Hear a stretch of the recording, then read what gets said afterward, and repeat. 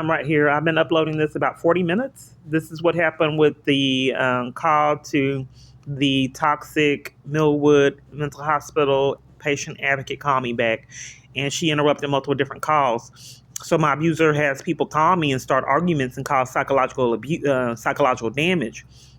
That's why he has these people dangle services, tell me I came up on a waiting list and then never call me back. He loves mind games like that. So I know if I'm getting the calls, it's games because I don't get my calls, which I thought were still federal charges. I'm paying a phone bill, can't get my calls or make the real calls. Okay, but this is the video. I don't get my calls. But okay. So you did an investigation? You checked the camera footage? Camera footage of? First off, the camera footage when the lady was swinging the stick at me, and Otis would help.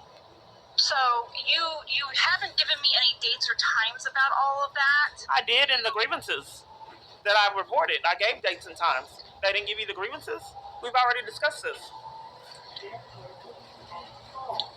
Okay, so I'm not calling about that particular one. You filed several grievances, so I'm only you wanted to exclude my safety being in jeopardy at the hospital? That you think that that's good as an advocate? I thought that would be one of the most important ones, that my safety was in danger and staff covered for it. Are you covering for it too? Ma'am, I'm not going to get into an argument with you. I'm calling about... Oh, I'm sorry, because me wanting to have rights and be safe in a hospital, that's going back and forth and you don't want to argue? Because I want that privilege. It says in the booklet that you are free from mistreatment and abuse. And I didn't have that right there. But you filed multiple grievances. I thought you would have talked to you about the one grievance that I've completed. Oh, okay. I did not say that I was done completely. Oh. And so you jumping on me and I'm being jumping on you? aggressive verbally is you're slandering me, ma'am, to validate your inability to see that that it's important to investigate someone swinging a stick at someone in their face and staff covering for it and would not render that person any help. And you're blaming me for it.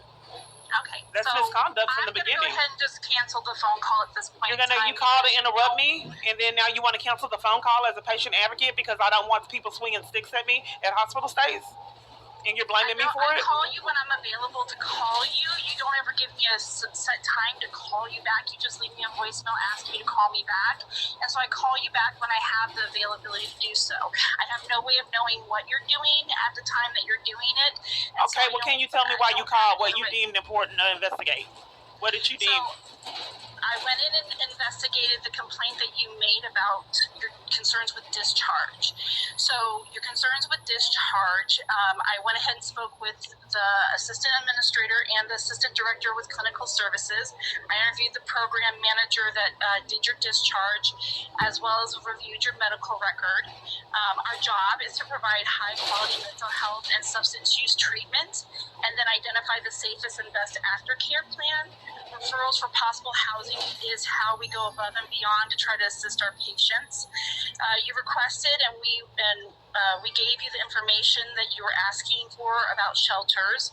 And as far as what information? They told me to go to. I thought that it was a requirement for them to place someone in a shelter for it to not be a liability. It is not a requirement. We do our best to try to help assist. Well, they referred me to Salvation Army to not get shelter there. Beds are never a guarantee. We don't guarantee. And then they didn't give me any treatment information, ma'am. They lied and said that I wouldn't sign the paperwork because they were trying to sabotage my ability to speak with the social workers and social worker assistants. So you see where it says, I can't explain misconduct, ma'am. Were you covering for it? I don't know why when I receive calls, all parties are always covering for crimes and interrupting me doing things. But yes, we're deflecting on they lied on the paperwork and said I wouldn't sign it. And then the hospital staff tried to steal my phone. You don't want to talk about that you didn't review the camera to see that. And then when I threatened to call the police, they found it. I don't know why you want to argue with me and say I'm being combative because I don't want people swinging sticks towards me and people scamming to rob me and violate me year after year with no accountability. And then you punish me with threatening to hang up and end the call because I want to have the rights that you said in your handbook that I had. as for the report for APS, reporting to APS requires that you be... We're deflecting on the parties, the hospital staff trying to steal my phone on camera footage, and then my clothes got ruined, and my... Disabilities or someone over the age of 65. Oh, okay. I think that there's a disconnect because you're covering for crimes. Yeah, I think that's a disconnect because you called to cover for them. And I thought that my expectation that it was you're going to do your job task. Okay, so you're not concerned about them still trying to steal my phone and damaging my headphones?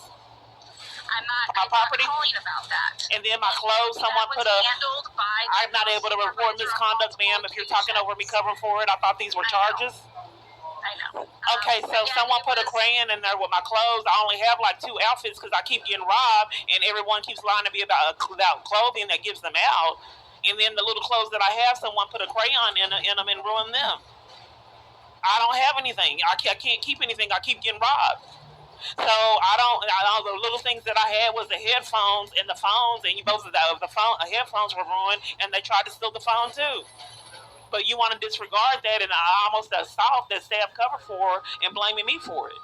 So you've called multiple times, interrupted me doing things, and that's a pattern for the calls that I'm able to receive. But I don't think we'll really go far if you're covering for staff misconduct. Extreme misconduct. Is there anything else? Because I think that the only thing that could be done is with something that the feds can do. Because, I mean, it's a form of gaslighting to deflect on serious events. For anything that you feel I thought you were the advocate for the hospital. This is like really bad misconduct. I don't know why the advocate would condone staff trying to steal a phone from someone, damaging their headphones, ruining clothes, and allow someone to threaten physical assault on someone. You said that they were stolen. Your items were found on multiple occasions. It's not stolen. They're put in a patient belonging room because you're... No, ma'am, that's not what happened. I'm not able to speak. You were just repeatedly covering for crimes. They said that my phone was in my bag. First, they said my bag was lost and wouldn't give me a property list. Multiple different hospitals have stolen from me. And I try to incriminate them before the theft. I know, but I'm trying to tell you about this one. Ma'am. So then they said my bag was missing, and then I kept telling them trying to threaten them, telling them how many hospitals stole from me and how theft is a crime. So then they found my bag that they said was missing, that my phone was in. So then at discharge, they said that your phone's in your bag, and then I looked because I know they keep trying to steal from me, and my phone was not in my bag. So then I said, my phone's not in the bag. He said, yes, it is. I said, find it then. So then he went to go look for it, and he said, I'm sorry, we can't find it. I said, I'm calling the police. And he said, okay, I'll look again. Then when I threatened the police, they found it. That happened on camera footage. I think the red flag is that they were trying to keep my property. I do have my phone, and I do have evidence of the patient advocate. Did you get my YouTube channel? I did look at your YouTube channel. Okay, yes. You're about to go on it. So, yes, I think that the most serious things and why the calls that I'm able to receive, people are always covering for crimes, as well as the calls that I'm able to make. But spoofing calls is criminal. If you received your phone, there was no crime. And again, I wasn't there. I can't speak to who looked or what they looked for, but every time you asked for it was misconduct with them not following the property protocol and refusing to give me my property list, and then telling me that the phone was in my bag and it wasn't, and then telling me that he couldn't find it. I'm sorry. The second time he went to go look for it, and then I said I'm calling the police, and then it magically appeared. But anyway, if you're going to continue to cover for crimes, it's fruitless to talk to you. But you can see yourself this call on the YouTube channel. I had to start recording people so people can witness what I had to go through. How conspiracies, armies full of people were covering for crimes, an extreme amount of corruption. So by you treating me this way, trying to report the extreme events, that's a form of a psychological abuse like gaslighting. Because you're blaming me for your inability to see that this is extreme amount of misconduct by staff. And you're threatening to hang up on me for you doing your job and protect patients and make sure that the people are following protocol and procedures. So you deflected and enforcing that not happen by threatening to hang up in my face. And in the call, like an army full of other parties, placing me in a position to where I'm forced to be violated because I could do nothing to render get any help from the assaults all over the place, psychological assaults and abuse. So if they're threatening to hang up because I want to be treated like a human being, there's nothing I can do, right? Year after year until somebody else more powerful does something to interrupt this. So, ma'am, if you can't see that it was a problem and all this misconduct, then I don't think that, it will benefit us. But if you want to go ahead and communicate with me on why you thought it was okay for staff to let someone swing a stick towards me, sat down and did nothing, are you going to look at the camera footage and then come up with an explanation for that one later? As I said, I was calling about the one grievance and only the one grievance. Oh, you're going to disregard the other ones. You spoke over me, and I have not said anything about any of the other grievances, that I was done with them or that I had not looked into them. Oh. I didn't know that you were going to call me one by one on the grievances because you're calling me in the middle of doing things. I just thought as with your position, you would think to call regarding all of them and not one by one. This is rude, ma'am. There's a lot of psychological abuse I have to endure, a major part of my abuse.